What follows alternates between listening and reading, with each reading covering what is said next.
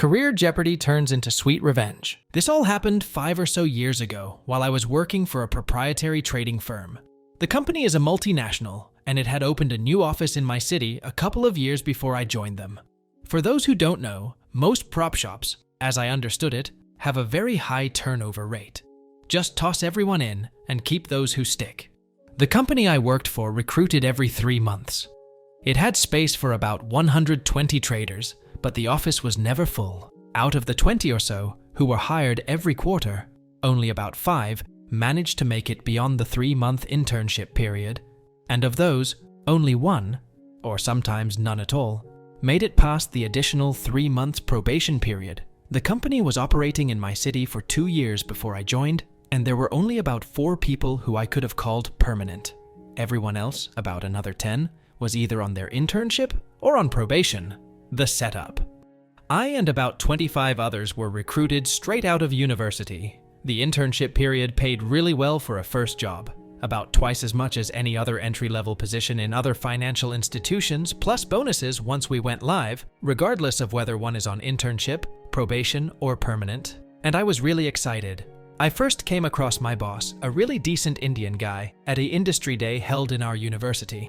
Gabby, you're one of the new ones? Me. Yes, I'm really excited. Gabby, don't be. You don't look like you'll make it. Me. Why? Gabby, you're too soft. A pause. Gabby, but I can put in a good word for you if you give me a little something. A bribe. Me. Haha. Very funny. Gabby, I'm serious. Give something and I'll make it very easy for you. Otherwise, I'll make sure you don't even get into the interview. Me? No. Gabby, stupid idiot. Right to my face. And she kept her word. She made me sit in a hidden corner of the waiting room where no one would see me easily, but I could hear the conversations at the desk. The only reason why I got an interview is because apparently I had impressed the boss at our previous meeting that he came to see why my CV wasn't there. Gabby said that I hadn't sent it in. The receptionist stated that she had seen it somewhere. Then I walked up to the desk at the same time. The receptionist said, "Here it is." It was in the trash. And everyone stared at Gabby. From that moment of humiliation onwards, Gabby had a raging hate boner for me. You see, Gabby was a micromanager, more of a nanomanager really. She made us have to request access if we wanted to access sites other than those on her approved list. And for traders who gain info from wherever we could find it, her list was woefully inadequate. She would call meetings at the most inopportune times, but only when the branch manager was not around. And in her lengthy meetings, you could never leave to check on your positions. She had this annoying habit of taking my lunch, and when I confronted her about it, she essentially told me to go fuck myself, that I could live with. I just started bringing in 2 sets of lunch, and kept on doing the job that I loved. Gabby was married with 2 kids, and she was pretty. I guess she liked the attention because she would have a stream of guys picking her up at the office for 2-hour lunches, and when she left for home some evening. But not on Thursday. Thursdays were the days when her husband would come pick her up towing their kids along. I think they went to have a family dinner or something. The mistakes Gabby made. Round 1. Our manager left about 2 months after I joined. I think he returned to India to get married or something, but still stayed with the company. Wished him all the best. None of the other permanent traders had the experience corporate required to take on a management role, 5 years at least, so they had to shop around. In the meantime, Gabby became the de facto head of the branch, despite the fact that her knowledge of futures markets was rudimentary at best. Her first mistake was when she delayed my promotion from internship to probation. I am an excellent trader, and was easily top 5 in my group. Of the 26, she promoted the 20 she liked, kept me and another guy in internship, and fired 4. At around the same time, another recruitment drive happened, and another 20-ish interns were hired. I knew this was our beef rekindled and remixed, and I was actually surprised she held onto it for so long. It was also pretty unusual since the last thing my former boss did before he left was to promote me from the simulator to a live trading account, but I kept my head down and continued learning, often going back to my former boss and the permanent employees to get advice. Another 3 months go by, and in the next evaluation, I was shocked that I was still not brought up to probation, despite the fact that all of the new recruits of the second group had been promoted, and I was easily the best and the only one trading live. I knew I was good at the job. The permanent guys all said so. The group I initially joined with was frequently asking me for advice. To their credit, a few of them were good, but most of them were still on sim, and as a rule, no one advanced to probation while still on sim. However, you could go live while on internship if you were good, which is what had happened to me. So I was a live trader and making good money, but I was still on internship and passed over twice. I couldn't let go of that. I decided to talk to Gabby directly. I approached the senior guys and made my case, though I was careful not to put her in bad light. They agreed to help me, and so they did. About a month after she passed me over the second time, she gave me my promotion, and I was now on probation. At this time, she was still unsure of her power and was still afraid of the permanent traders. Those guys were like gods. 2 months after my promotion, another evaluation and recruitment drive. I was not promoted. The group I started out with was now permanent, despite having only 2 of them trading live. The group I was currently with on probation were all promoted to permanent status. The group behind me on internship was all promoted to probation, and another group was hired. I let it go hoping she had got it out of her system. Sadly, she had not. Round 2-3 months go by. I'm trading live and loving it, though still on probation.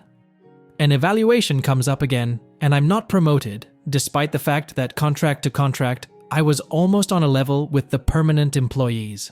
The group that found me on probation was advanced to permanent status to a man, and none of them were live. The group behind me caught up to me, and a new batch of newbies were hired as interns. I couldn't let this one go either. I approached the original 4 permanent employees, who were now my very good buddies, and planned to do the same thing as last time. Only this time, it didn't work. Gabby had grown into her sadistic power and flatly refused to even consider my promotion, even after she was presented with evidence that I was worth it. Her argument was along the lines of, "I'm the boss, so I can do whatever the hell I want." But I wasn't having that, so I contacted my former boss for help. At the time, he had been promoted to head of operations, Africa. He was actually quite surprised, given my performance, that I was still on probation. Needless to say, the order came down from on high, and Gabby looked like she was shitting 6 pineapples simultaneously as she handed my letter. And I thought that was the end of it. How wrong I was. On the next recruitment, she hired this girl. Let's call her Sue. Sue was an intelligent person all round, but she didn't have the emotional quotient to handle the market. Trading, as I was taught, requires 2 mental aspects, IQ and EQ. You can't improve IQ, but you can boost your EQ to deal with the numerous stresses that accompany the career. Sue had more than enough of the IQ part, but EQ, not so much. No worries, you can work on that.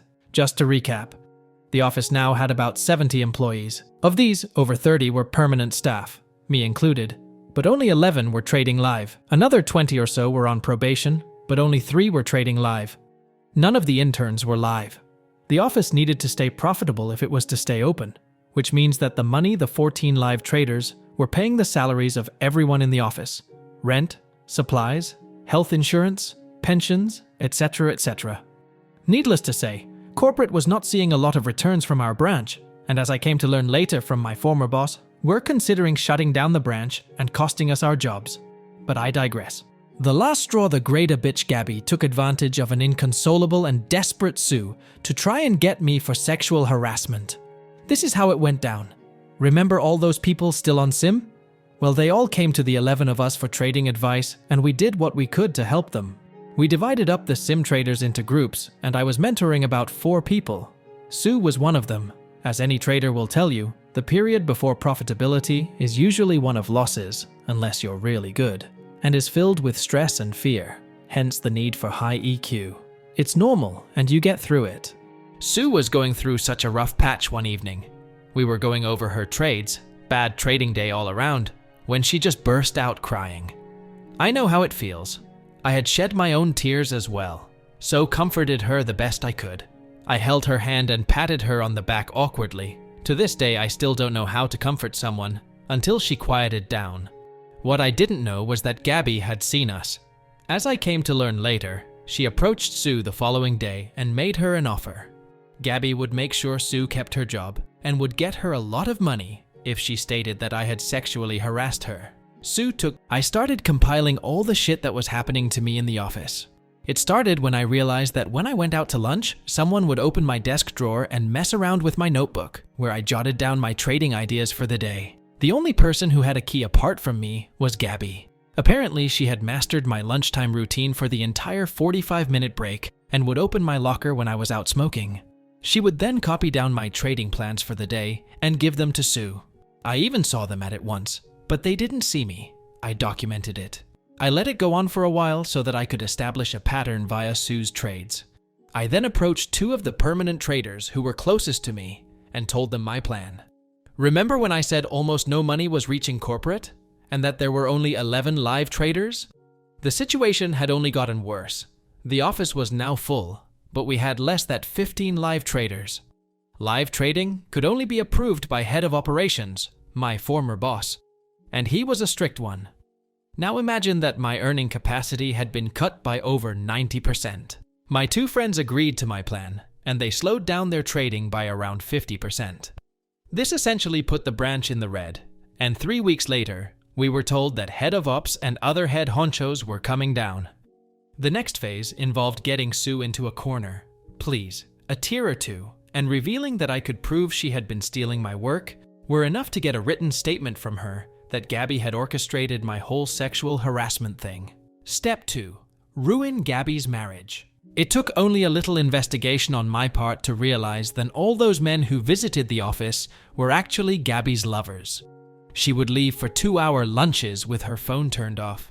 I took advantage of one such period. Gabby left and I snuck into her office to find her Facebook profile open. Everyone knew she was always on there and it was a sore point because she had banned it for the rest of us minions. I got into her messenger and voila. Explicit texts, nudes, rants about her husband and his inadequacies, the 6 guys or so she had cheated with, all of it. I copy-pasted the data into her private email, which she was logged into as well. Always clear cache, you guys, and sent it to my private email, then deleted it from her sent folder. Now I had the ammo on my phone ready to send. Step 3. Ruin Gabby's relationship with her kids. Now, I'll say right off the bat, I'm not proud of this step. But to bust my justice nut, it wasn't enough to just send the info to her husband. So I waited for Thursday, when I knew he would be passing by the office with the kids. The pro-revenge gods saw fit to bless me that day, because it was the same day that corporate head honchos were riding into town. Thursday. I was at the office at 7 as usual with all my documentation from my appointment letter to the numerous rejected requests for promotion, sat through the 3-hour sexual harassment video. Yes, I was still doing that.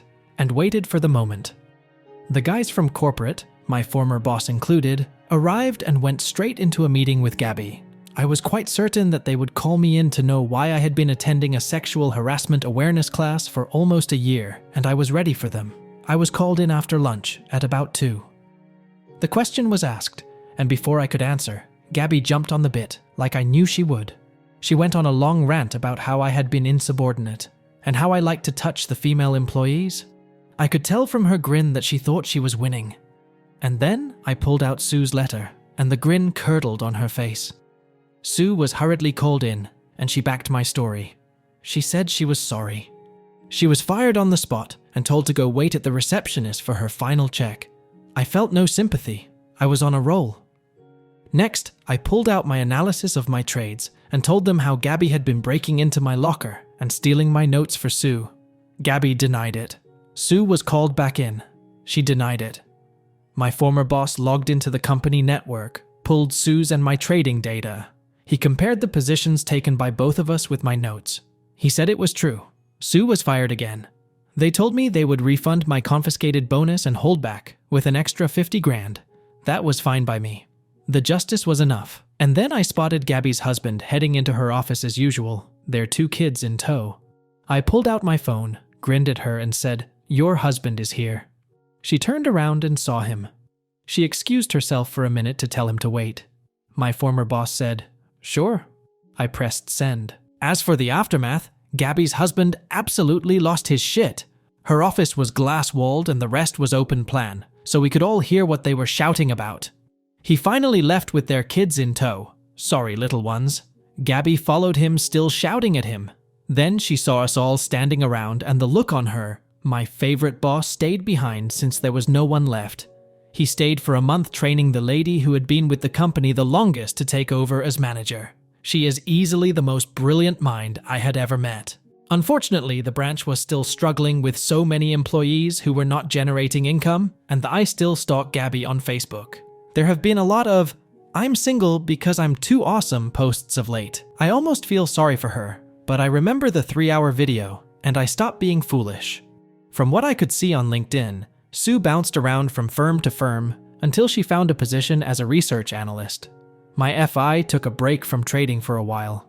After all the shit that went down, I needed a break, so I didn't take them up on their offer to relocate to India. Went to work with a buddy of mine who has a consultancy. When I feel ready, I'll go back to the market. For me at least, there is no other job as challenging and satisfying.